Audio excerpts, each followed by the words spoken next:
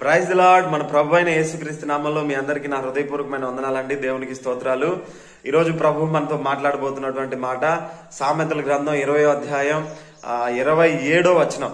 అందులో ఏముందంటే, నరుని ఆత్మ యెహోవా పెట్టిన దీపము, అది అంతరంగములన్నీ శోధించును. దేవుడు నరుని సృజించి జీవాత్మ ఓదగా, నరుడు జీవాత్మ ఆయన ఉండదు. అంటే దేవుడు నరులో ఒక ఆత్మని పెట్టాడు. ఆ ఆత్మ ఎలాంటిదంటే దీపం లాంటిది. ఆ ఆత్మ దీపం లాంటి ఆత్మ ఏం చేస్తుందంటే నరుని అంతరంగములన్నీ పరిశోధిస్తుంది. ఒకసారి దీపం గురించి మనం ఆలోచిస్తే, ఆ దీపము అనే దానికి ఏది మరుగై ఉండలేదు. ఏ వస్తువైనా మనం వెతకాలన్నా, ఏదైనా మనం చూడాలన్నా ఖచ్చితంగా మనకి దీపం అవసరమై ఉంది. అంటే లైట్ కావచ్చు, ఏదో ఒక విధంగా వెలుగు అనేది మనకి కావాలి. ఫర్ సపోజ్ మన ఇల్లే తీసుకుంటే, మన ఇంట్లో ఏ వస్తువు ఎలా ఉందో, ఎక్కడుందో, శుభ్రంగా ఉందా, ఇల్లు నీట్గా ఉందా లేదా అని మనం చూడాలంటే వెలుగులోనే వెతుకుతాం. దీపం వెలిగించాలి లేదా లైట్ వేయాలి. చీకట్లో మనకి మన ఇల్లు ఎలా ఉందో, ఎలాంటి స్థితిలో ఉందో మనకి అర్థం కాదు. సేమ్ అలాగే దేవుడు నరుని ఇల్లులో ఒక దీపాన్ని పెట్టాడు. ఆ దీపమే ఆత్మ.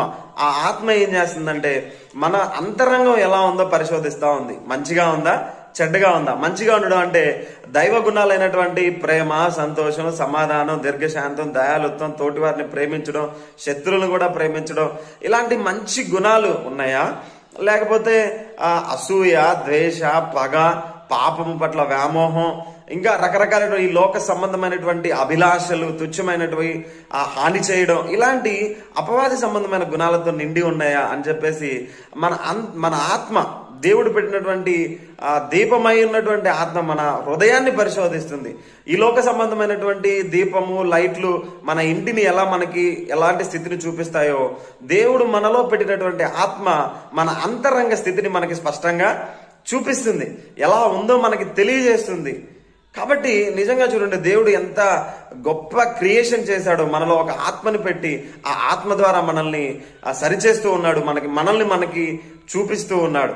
నిజంగా దేవుడు చాలా గొప్పవాడు. కాబట్టి మనం కూడా ఈ ఆత్మ ఏం చేస్తుందంటే మనల్ని హెచ్చరిస్తుంది, సరిచేస్తుంది, సరిచేసుకోమని అంటుంది. కాబట్టి ఆత్మ మనల్ని హెచ్చరించినప్పుడు, సరిచేసినప్పుడు, చక్కగా దాని మాట విని మనం సరిచేసుకున్నప్పుడు దేవునికి మనం చాలా దగ్గరగా అవుతాము. దేవునితో సహవాసం చేయగలుగుతాము, చక్కగా దేవునితో నివసించగలుగుతాం. కాబట్టి అట్టి ఆత్మకార్యం దేవుడు మన జీవితాల్లో జరిగించును గాక. ఆమె